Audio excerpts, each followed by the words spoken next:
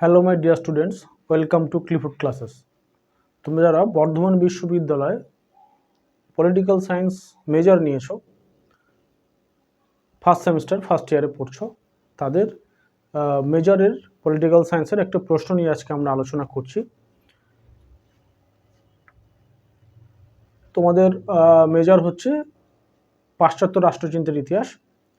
তার একটা প্রশ্ন, প্রাচীন গ্রিক রাষ্ট্রচিন্তার মূল বৈশিষ্ট্যগুলি আলোচনা করো। এটা তোমাদের 10 নম্বরের প্রশ্ন আসতে পারে, তো সেটা নিয়ে আমরা আজকে আলোচনা করছি। আমরা রাষ্ট্রবিজ্ঞান আলোচনায় সবার প্রথমেই প্রাচীন গ্রিস নিয়ে আলোচনা করি। তার কারণ হচ্ছে যে প্রাচীন গ্রিসে যে নগর রাষ্ট্র ছিল, সেই নগর রাষ্ট্রেই রাষ্ট্রবিজ্ঞান রাষ্ট্রচর্চার একটা ধারাবাহিকতা তৈরি হয়েছিল, এবং সেখানে প্লেটো, অ্যারিস্টটলের মতো বিখ্যাত দার্শনিকরা ছিলেন যারা এই রাষ্ট্রবিজ্ঞান বা রাষ্ট্রচর্চা করতেন। ফলে সেখান থেকে একটা রাষ্ট্রবিজ্ঞান, যে আধুনিক রাষ্ট্রবিজ্ঞান, শাস্ত্র হিসাবে বা সাবজেক্ট হিসাবে যে রাষ্ট্রবিজ্ঞান আমরা পড়ছি, তার একটা রূপরেখা সেখান থেকেই তৈরি হয়েছিল। ফলে এই প্রশ্নটা অত্যন্ত গুরুত্বপূর্ণ এবং আমরা এটা নিয়ে আজকে আলোচনা করছি। প্রাচীন গ্রিসের রাষ্ট্রচিন্তা বা রাজনৈতিক দর্শন বিভিন্নভাবে গড়ে উঠেছিল এবং তা আধুনিক রাষ্ট্র এবং রাজনীতির উপর গুরুত্বপূর্ণ প্রভাব ফেলেছে। এখানে প্রাচীন গ্রিক রাষ্ট্রচিন্তার মূল বৈশিষ্ট্যগুলি আমরা আলোচনা করা হলো। প্রথম হচ্ছে নগর রাষ্ট্রের ধারণা, সিটি স্টেট। নগর রাষ্ট্র কি ছিল না, গ্রিসের নগর রাষ্ট্র বা পলিস বলা হতো। এই পলিস থেকেই পরবর্তীকালে পলিটিক্যাল সায়েন্স শব্দ এসছে বলা হয়। যে পলিস রাষ্ট্রচিন্তার কেন্দ্রবিন্দু ছিল।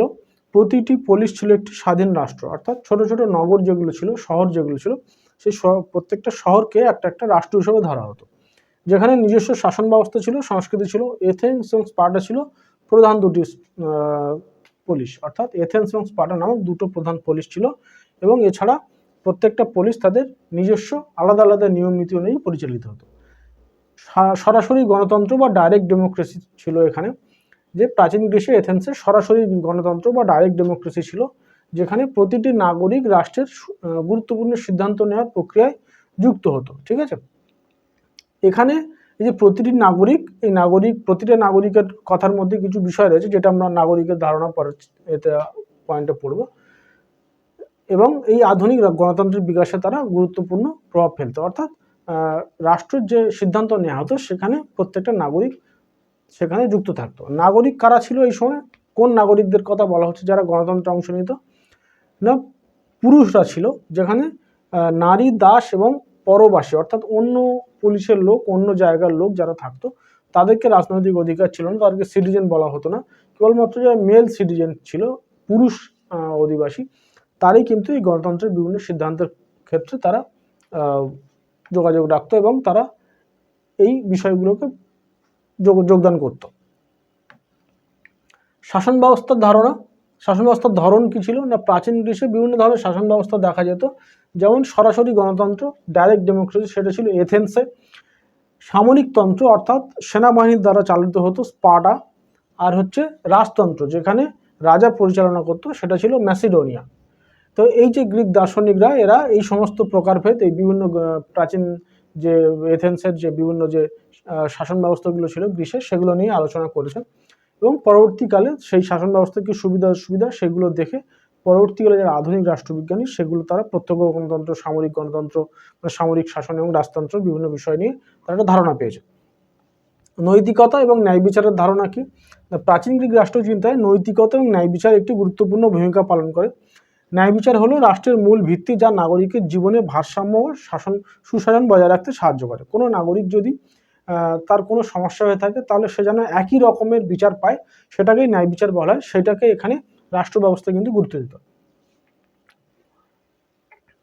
পরবর্তী বৈশিষ্ট্য হচ্ছে শাসকের নৈতিক দায়িত্ব। শাসকের নৈতিক দায়িত্ব কি না, তার যেন অবশ্যই শাসকের গ্রিক চিন্তাবিদরা তারা মনে করেছেন যে শাসকের নৈতিক গুণাবলী থাকা প্রয়োজন। বিশেষ করে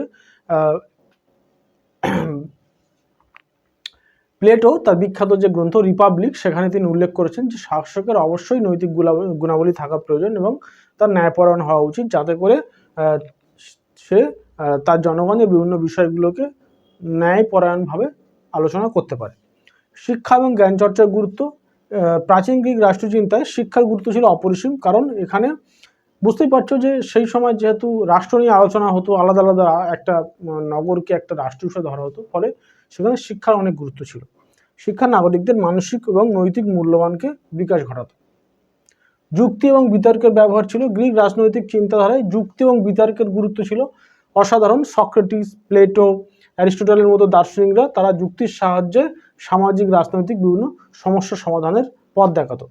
যুদ্ধ এবং সামরিক শক্তির প্রভাব। গ্রিক রাষ্ট্রচিন্তায় যুদ্ধ এবং সামরিক শক্তির বিষয়টি গুরুত্বপূর্ণ পালন করত।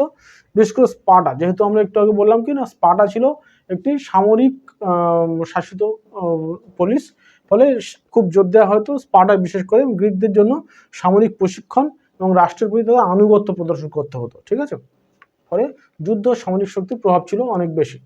আইনের শাসন এবং নিয়ম নীতি কি? প্রাচীন গ্রিক রাষ্ট্রচিন্তায় আইনের শাসনের ধারণাটি গুরুত্বপূর্ণ ছিল। প্লেটো এবং অ্যারিস্টটল মনে করতেন যে রাষ্ট্রের সুশাসন প্রতিষ্ঠার জন্য কঠোর আইন কানুন প্রয়োজন। অ্যারিস্টটল আইনের শাসনকে ন্যায় বিচার প্রতিষ্ঠার মাধ্যম হিসেবে গণ্য করতেন। তার মানে যদি আইন না থাকে তাহলে মানুষ আইনকে মানবে না, এবং আইন যে প্রচলন করা হতো সেটা যেহেতু আমরা বলেছি প্রত্যক্ষ গণতন্ত্রে সবার মতামত নিয়ে প্রচার করা হতো, প্রতিষ্ঠা করা হতো, এবং যারা জনগণ ছিল তাদের সেই আইনের প্রতি, রাষ্ট্রের প্রতি আনুগত্য থাকতে হতো, এবং রাষ্ট্র যদি রাষ্ট্রের যে শাসক ছিলেন তিনি যদি ন্যায়পরায়ণ হতেন তাহলে সেই যে আইন সেটা সবার কল্যাণে ব্যবহার হতো।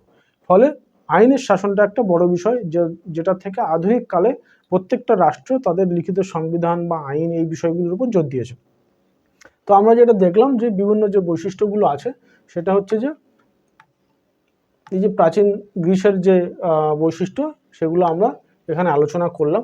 ঠিক আছে, প্রাচীন গ্রিস রাষ্ট্রচিন্তার এই বৈশিষ্ট্যগুলো আধুনিক রাষ্ট্রচিন্তা এবং সমাজ ব্যবস্থায় গভীর প্রভাব ফেলেছে। প্লেটো, অ্যারিস্টটল গ্রিক রাষ্ট্রচিন্তা, রাষ্ট্রবিজ্ঞানের অন্যতম প্রবর্তক, এবং তাদের এই আলোচনা দিয়ে রাষ্ট্র পরবর্তীকালে আধুনিক যে রাষ্ট্র সেই আধুনিক রাষ্ট্রে গ্রিক রাষ্ট্রচিন্তার যে বৈশিষ্ট্যগুলো সেগুলোর একটা সুদূরপ্রসারী প্রভাব রয়েছে। তো যারা বর্ধমান বিশ্ববিদ্যালয়ে পলিটিক্যাল সায়েন্স মেজর নিয়ে পড়ছো তাদের পাশ্চাত্য যে রাষ্ট্রচিন্তা তার একটি গুরুত্বপূর্ণ প্রশ্ন হচ্ছে এই প্রাচীন গ্রিসের রাষ্ট্রচিন্তার বৈশিষ্ট্য। এটা তোমরা পড়তে পারো এবং এটা তোমাদের অবশ্যই পরীক্ষার একটা গুরুত্বপূর্ণ প্রশ্ন হিসেবে আসতে পারে। এটা আবার 10 নম্বরের প্রশ্ন। মোটামুটি প্রশ্নের যে উত্তর তোমরা লিখবে সেটা খুব বেশি লেখার দরকার নেই, ছোট ছোট পয়েন্ট করবে এবং তাতে 3-4 লাইন মোটামুটি একটা লিখবে, যাতে উত্তর খুব বেশি বড় না হয় কিন্তু উত্তর খুব টু দা পয়েন্ট হয়।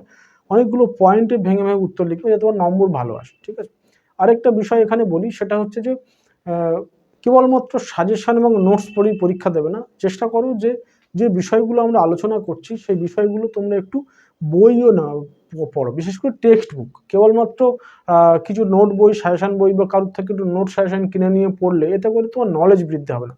তুমি যদি অনার্স পড়ছো, তুমি যারা পাশে পড়ছে কোনো বিষয়, ধরো মাইনর তোমার যে সাবজেক্ট আছে সেটা তুমি এভাবে পড়ো, অসুবিধা নেই, কিন্তু যে বিষয়টা তুমি ভিত্তি করে তুমি ফিউচারে এগোবে, তুমি পরবর্তীকালে স্কুল সার্ভিস দেবে, তুমি কলেজ সার্ভিস দেবে বা পিএইচডি করতে যাবে, তো এই যে বিষয়গুলো, যে সাবজেক্টটা তুমি পড়ছো বা সেই সাবজেক্টের সম্বন্ধে তোমার ঠিকঠাক জ্ঞান থাকে, তো সেইটা তুমি টেক্সট বুক পড়ো, লাইব্রেরিতে যাও, বই পড়ো, নিজে কিছু নোটস বানাও। ঠিক আছে, এছাড়া আমরা তো আমাদের মতো করে সাহায্য সহযোগিতা করবো।